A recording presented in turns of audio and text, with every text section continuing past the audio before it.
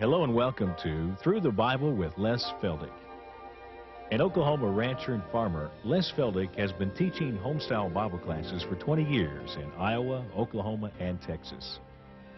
Les Feldick's unique style of Bible teaching has made the books of the Bible come to life.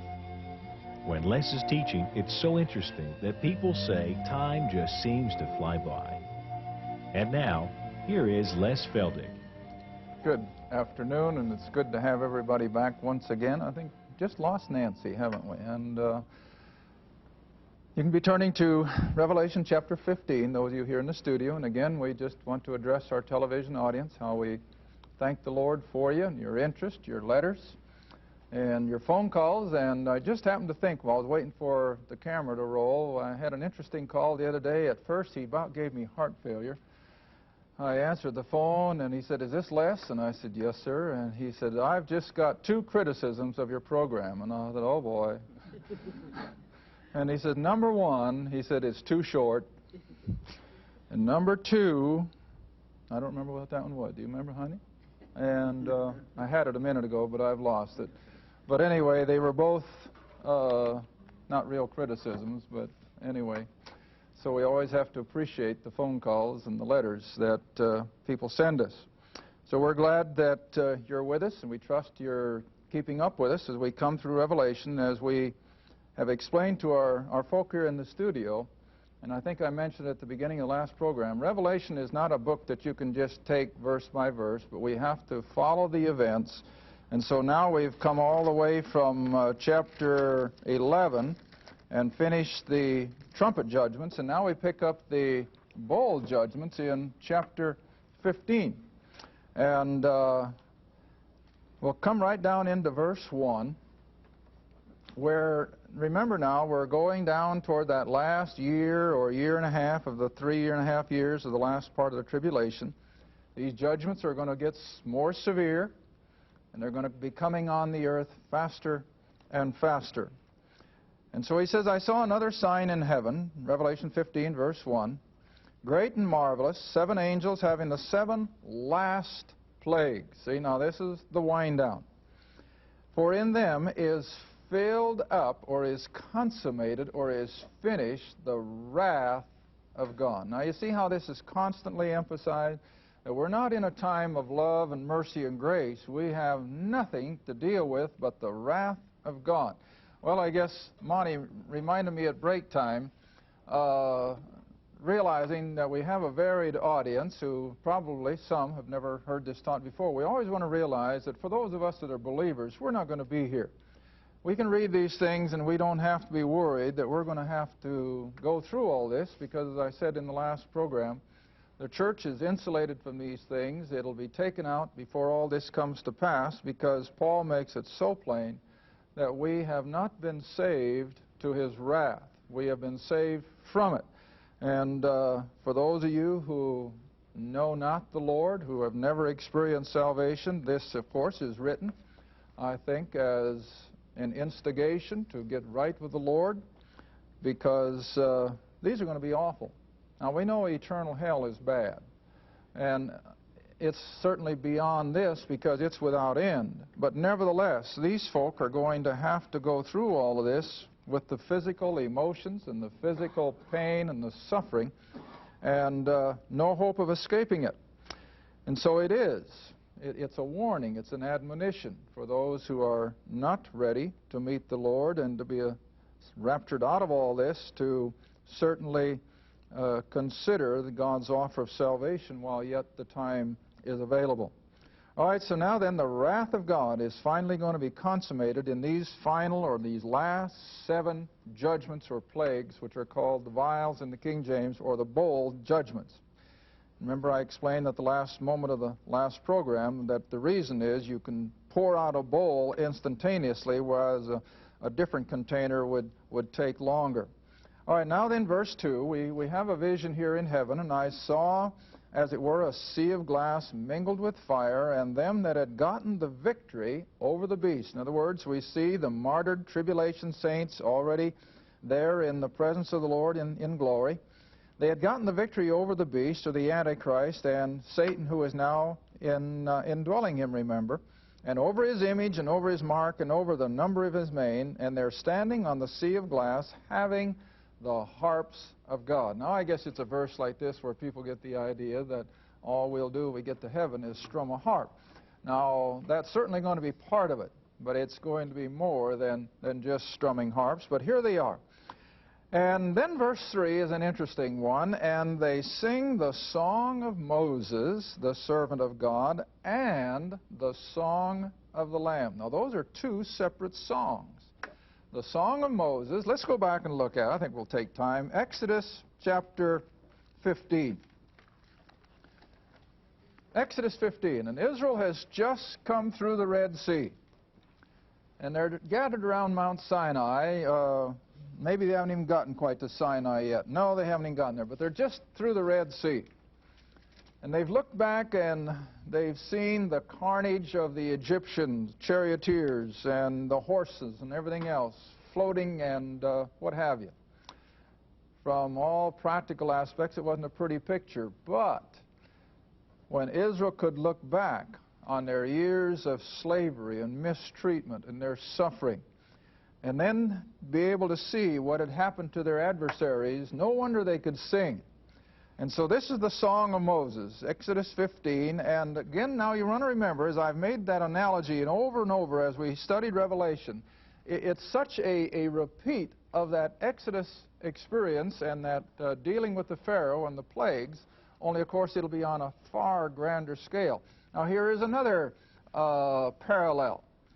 These tribulation saints who are now removed from their suffering and they're in the presence of the Lord, they too will sing the Song of Moses and the Song of the Lamb. All right, now in Exodus 15, we won't take it all verse by verse, it's too long, but here's the gist of it. Verse 1. So then sang Moses and the children of Israel this song unto the Lord, and spake, saying, I will sing unto the Lord, for he hath triumphed gloriously. I remember when I was teaching up in Iowa, I had a class of young people on Saturday night, and the kids would bring their guitars, and we'd always sing songs for probably 20, 30 minutes before I'd start teaching. And one of their favorite songs was based on the Song of Moses, how he has triumphed gloriously. I wish I could remember the words in the tune, but it was a copy off of this. And how he hath triumphed gloriously, the horse and his rider he hath thrown into the sea. Now remember, they're looking back at the Egyptians floating on the seashore, having been drowned, of course, by the Red Sea. And then they continue on in their singing. The Lord is my strength and song. He has become my salvation. He is my God, and I will prepare him a habitation, my father's God, and I will exalt him. The Lord is a man of war. Indeed, he can be. And the Lord is his name, and so on and so forth. And then you come on down to verse 11. Now, this is all part of this song that the Israelites sang as they came through the Red Sea experience. Who is like unto thee, O Lord, among the gods? Who is like thee, glorious in holiness, fearful in praises, doing wonders? Thou stretchest thy right hand, and the earth swallowed them. Thou in thy mercy hast led forth the people which thou hast redeemed. You get the picture? They're singing that song of deliverance, of redemption. All right, now that's the Song of Moses, of course. Now I'd like to have you come and stop at Psalms chapter 22. And here again is a psalm of David. And David could also put some of his thoughts into song, which, of course, always resounded to God's glory, words of praise and worship. Now, in Psalms 22, which, of course, is the resurrection chapter and the crucifixion chapter in Psalms, but you come down to verse 22 of Psalms 22, I will declare thy name unto my brethren. In the midst of the congregation I will praise thee. Ye that fear the Lord, praise him. All ye the seed of Jacob, glorify him. Fear him, all ye the seed of Israel. And so on and so forth the psalmist goes. Now turn on over to Psalms 86, and you'll see more or less that same theme of exaltation and worship and praise.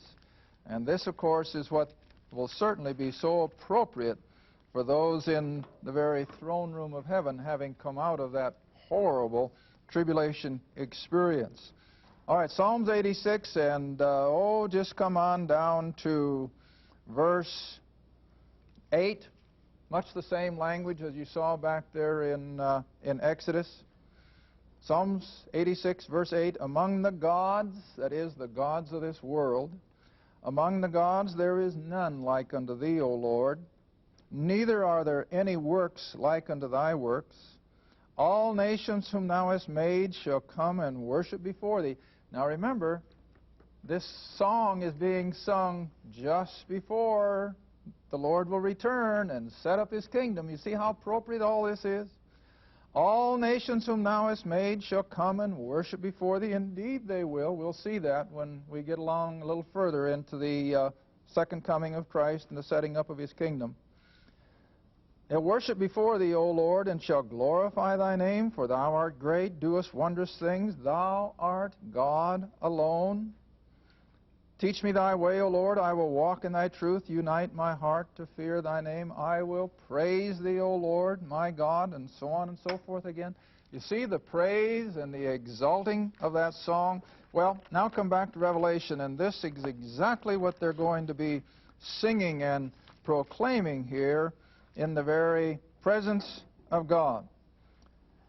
Now come down to verse 3, that's where we left off. And they will sing the song of Moses, the song of the Lamb, saying, great and marvelous are thy works, Lord God Almighty. Just and true are thy ways. Remember in the previous two programs I've alluded to that? That no matter how awful these tribulation experiences are, God isn't being unfair. He's not unjust. They are getting exactly what they have deserved.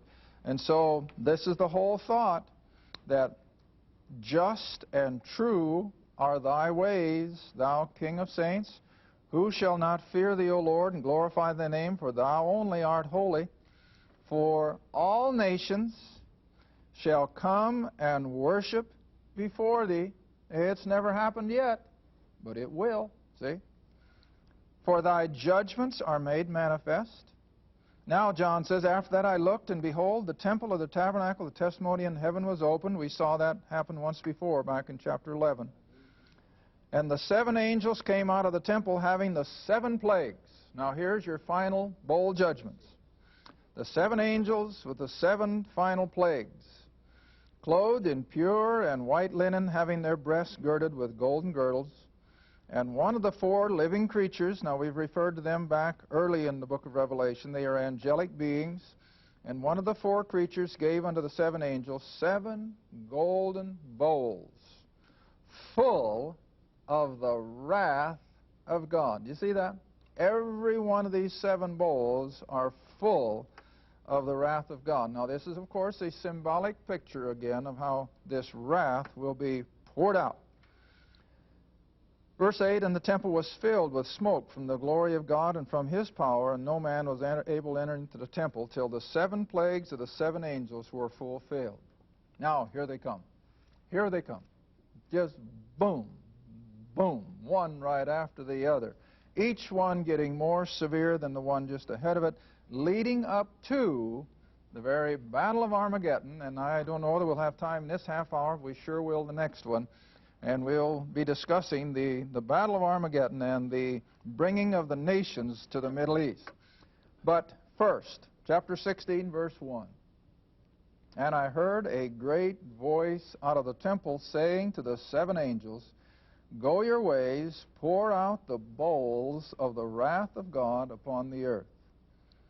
Verse 2, and the first angel, that is, went and poured out his bowl upon the earth, and there fell a noisome and grievous sore, or boils is what they had in Egypt, remember, upon the men who had the mark of the beast, and upon them who worshipped his image. Now, remember that early on, just as soon as people accept that mark of the beast, that number, and which I feel is a computer number, a credit card type thing, or a transaction card. In fact, in one of my classes the other night, someone had a card that is now being used in Europe And that card has everything on it that pertains to your everyday experience. In other words, it has your health record, it has your bank balance, it has everything. And it's already in common use in Europe. And that, too, is just a stepping stone to, I think, this so-called mark of the beast, which will be much the same thing, where they cannot buy, they cannot transact unless they have this card and this number, which, of course, will be put upon the forehead or in the hand. But anyway, now the whole world will come under this plague of grievous boils, misery. And they had it in Egypt. We don't have any problem believing that. But now it's going to be worldwide. Now verse 3. How long this will last? Your guess is as good as mine. A couple months? Who knows? And then the next angel poured out his bowl upon the sea. Now I think the sea here is not referring to the sea of humanity, but rather the oceans as we know them. And it, that is the oceans, became as, not literally, but as, likened unto the blood of a dead man. And every living soul, or every living thing, that is all the fish and all the creatures living in the water, died in the sea. Now you can about imagine what that does to the shores and to the oceans. We talk about pollution. We know nothing of pollution as it's going to be here. Verse 4. The third angel poured out his bowl upon the rivers and fountains of waters, and they became blood. Now this is literal blood. Now the reason, of course, you remember, go back to Egypt again. You remember that when Moses placed his rod over the river, and the river became completely unpalatable, they couldn't drink it. What the Egyptians immediately began to do? Well, they dug freshwater wells, you remember? And tried to get fresh water that way. Well, here you see God is going to turn all drinkable water into blood. Now, why blood? Well, again, look at the human race tonight. They're bloodthirsty. You know, I've always put it this way.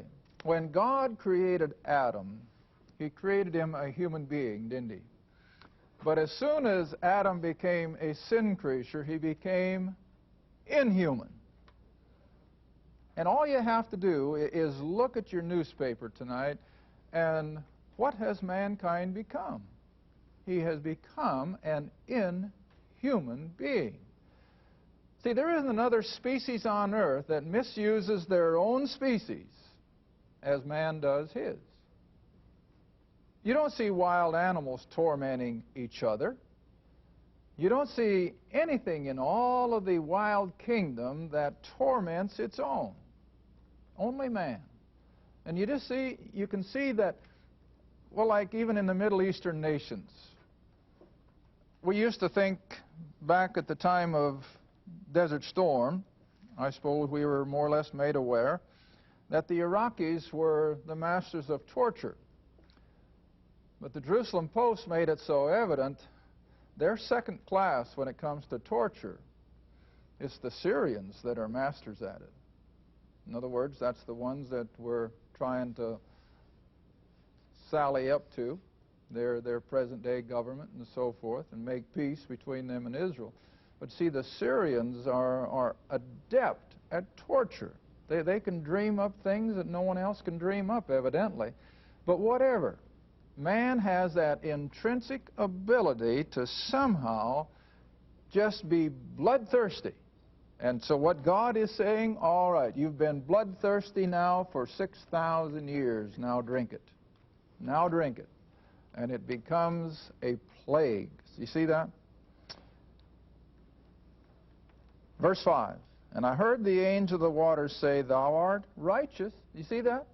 Even the angels will never come back and say, well, now, God, why are you doing this? Why are you bringing such devastation upon your creation? But instead they say what? You're righteous, Lord. They're getting what they deserve, see? O Lord, who art, who was, and shall be, because thou hast judged this. And here it comes, what I've just explained, now in verse 6. For they, that is the whole human race, they have shed the blood of saints and prophets. Now again, let's go back to history. History tells us that during the Dark Ages, that period of time from about 500 A.D. to 1500, at the time of the Reformation, that'd be about 1,000 years, wouldn't it?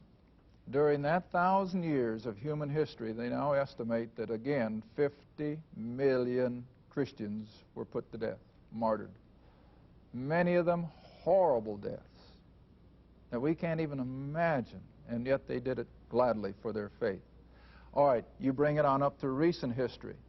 Again, during the 70 years, now that's interesting that communism reigned 70 years, because the number 70, I think, is indicative of something. But communism ruled Russia 70 years. And again, that same figure keeps popping up. 50 million people were put to death in communist Russia in that 70 years. 50 million by their own government. All right, so indeed they have shed the blood of saints and prophets. And now the angels say, you've given them blood to drink. And hey, it's what they had coming. They're worthy. Verse 7. And I heard another out of the altar say, even so, Lord God Almighty, true and righteous are thy judgments. Now, you see the emphasis here? Because I know the first thing that we humanly think is, well, God isn't being fair. I mean, after all, why does this one generation have to come under such terrible cataclysmic events?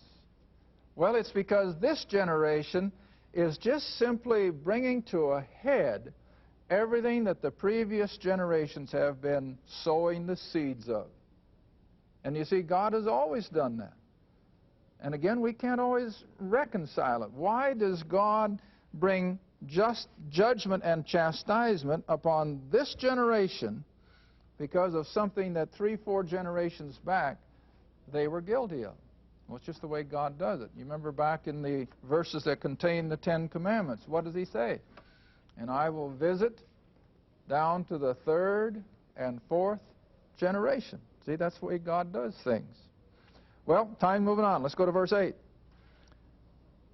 Now the 4th angel poured out his bowl upon the sun, and power was given unto him to scorch men with fire or intense heat. Now let's go back to Isaiah 13, because you see, I always like to help people realize that even the book of Revelation, there are some groups who think it shouldn't even be in our Bible, but it still fits with all the rest of the Old Testament. Isaiah chapter 13.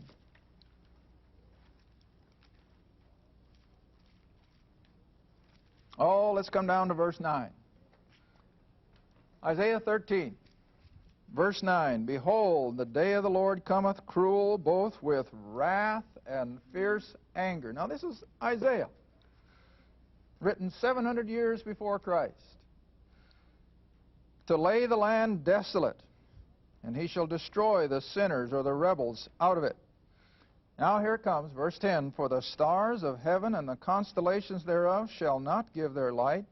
The sun shall be darkened in his going forth.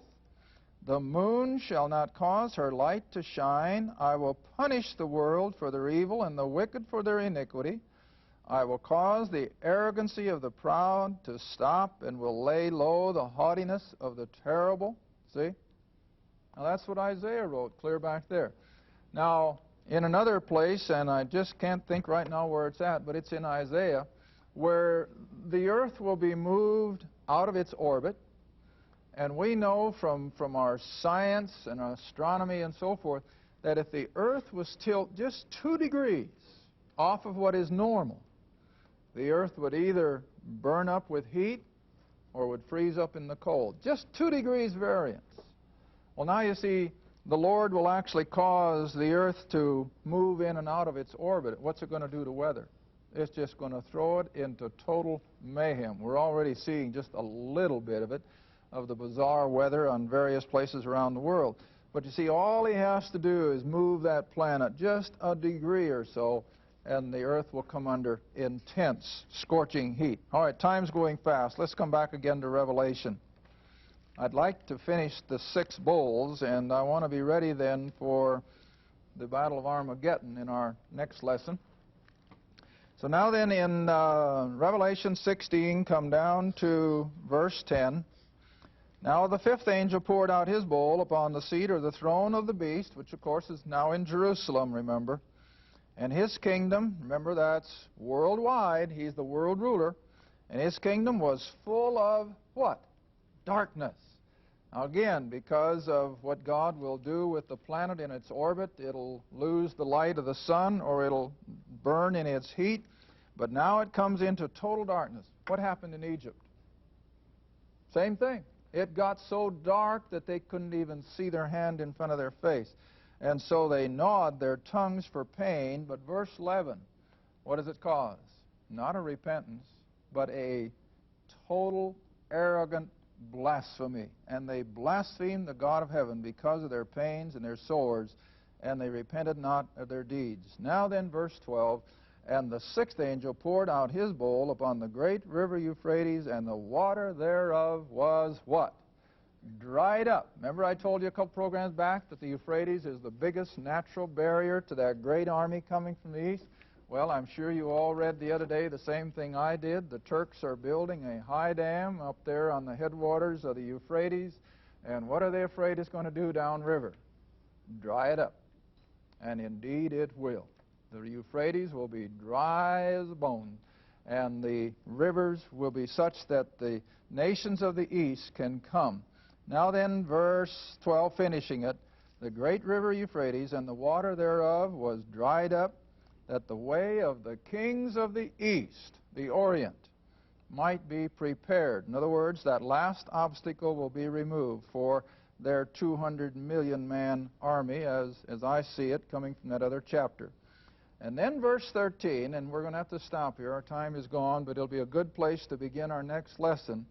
Here in verse 13, we now see the satanic powers literally go out to all the heads of the nations of the world in order to send their armies where? To the Middle East, to Jerusalem in particular.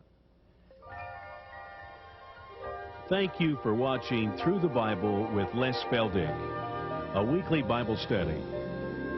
If you would like more information about the Les Feldick Ministries, a Bible study in your area, or about this program, write to Les Feldick Ministries, Route 1, Box 760, Kinta, Oklahoma, 74552.